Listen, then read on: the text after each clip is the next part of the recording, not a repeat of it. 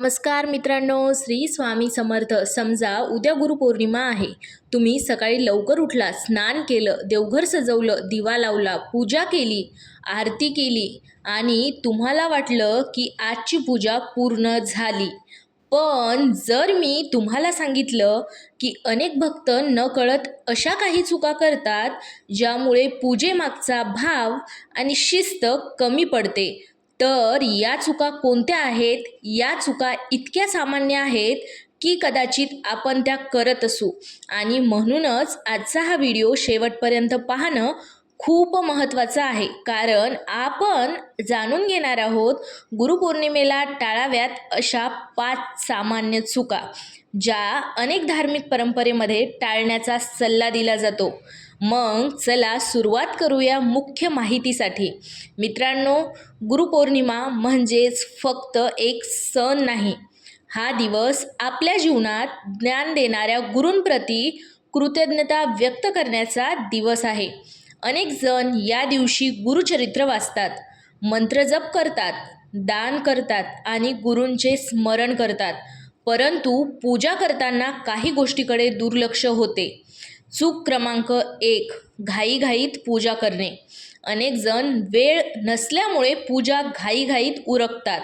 पण धार्मिक परंपरेत पूजेतील सर्वात महत्त्वाची गोष्ट म्हणजे श्रद्धा आणि एकाग्रता. पूजा 5 मिनिटांची असो किंवा अर्धा तास मन शांत ठेवून केली तर तिचा खरा अर्थ पूर्ण होतो. चूक क्रमांक 2, संकल्प न करणे. पूजा सुरू करण्यापूर्वी आपण काय आणि कोणत्या भावनेने करतो आहोत हे मनात स्पष्ट करणे म्हणजे संकल्प. तो मोठ्या संस्कृत मंत्रातच करावा असे नाही, सोप्या शब्दातही आपण मनोमन प्रार्थना करू शकतो. हे गुरुदेव, मला योग्य मार्ग दाखवा, चांगले विचार आणि सद्बुद्धी द्या. चूक क्रमांक 3, गुरूंचे स्मरण न करता फक्त विधी करणे. काही वेळा आपण पूजा करतो पण गुरूंच्या शिकवणीचा विचारच करत नाहीत. गुरुपौर्णिमेचा मुख्य संदेश म्हणजे नम्रता, ज्ञान, चांगले आचरण आणि कृतज्ञता. जर हे जीवनात आणण्याचा प्रयत्न केला तर तीच खरी गुरुपूजा मानली जाते. आता चूक क्रमांक 4, देवघर आणि पूजा साहित्यांची स्वच्छता दुर्लक्षित करणे. अनेक घरांमध्ये पूजा होते पण देवघर नीट स्वच्छ नसते किंवा जुनी सुकलेली फुले तशीच ठेवली जातात. स्वच्छता ही अनेक धार्मिक परंपरेमध्ये पूजेचा एक महत्त्वाचा भाग मानली जाते. म्हणूनच गुरुपौर्णिमेच्या आधी देवघर स्वच्छ करा. जुनी फुले असतील तर जुनी फुले काढा. स्वच्छ वस्त्र अंथरा, दिवा आणि पूजेची साहित्य नीट तयार करा. आता जाणून घेऊया चूक क्रमांक 5, पूजा झाल्यावर लगेच सर्व विसरणे. ही सर्वात मोठी चूक असू शकते.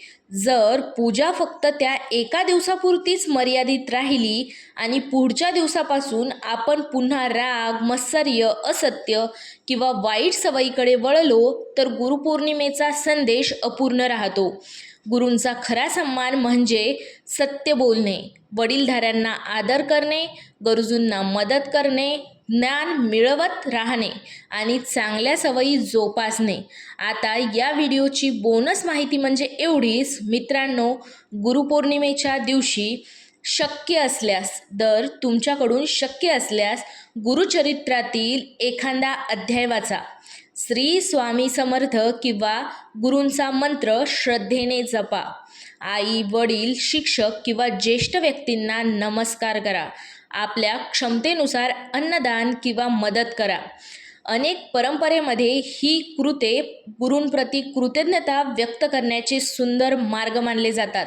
आता व्हिडिओचा शेवट म्हणजे एवढाच.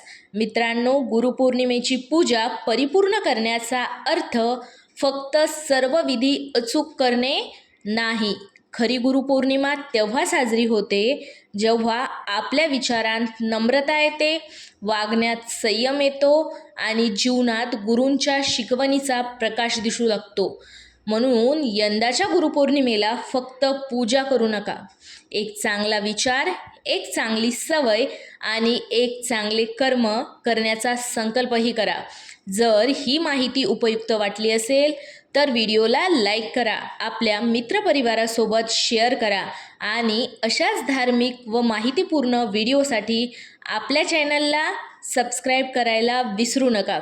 श्री स्वामी समर्थ. हर हर महादेव. शिव शंभो शंकराय नमः. तुम्हा सर्वांना गुरुपौर्णिमेच्या हार्दिक शुभेच्छा.